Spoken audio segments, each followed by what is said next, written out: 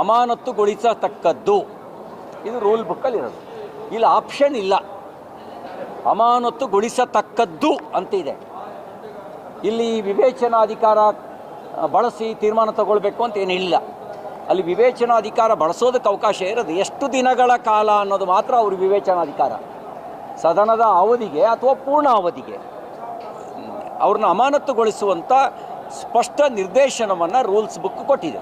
ಈ ನಿಯಮಾವಳಿಗಳ ಅನುಗುಣವಾಗಿ ನಾವು ಸಭಾಪತಿಗಳಿಗೆ ಅದು ದಲಿತ ರಾಜ್ಯಪಾಲರು ಅವರು ಬರುವ ಸಂದರ್ಭದಲ್ಲಿ ಹೋಗುವ ಸಂದರ್ಭದಲ್ಲಿ ಕಾಂಗ್ರೆಸ್ ಸದಸ್ಯರು ಅನುಚಿತವಾಗಿ ವರ್ತನೆ ಮಾಡಿದ್ದಾರೆ, ದೂರು ಸಲ್ಲಿಸಿದ್ದೇವೆ.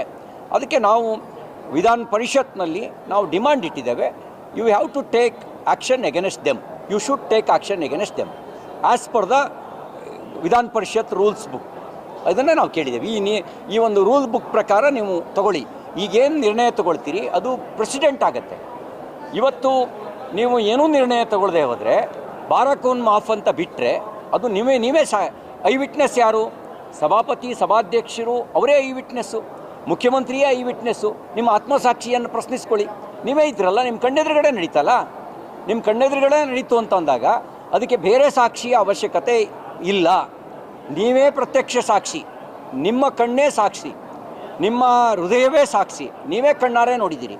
ನೀವು ನೋಡಿದ ಮೇಲೂ ಕೂಡ ಇನ್ನೊಂದು ಸಾಕ್ಷಿಯನ್ನು ಪರಿಗಣಿಸಬೇಕಾದ ಅವಶ್ಯಕತೆ ಇಲ್ಲ.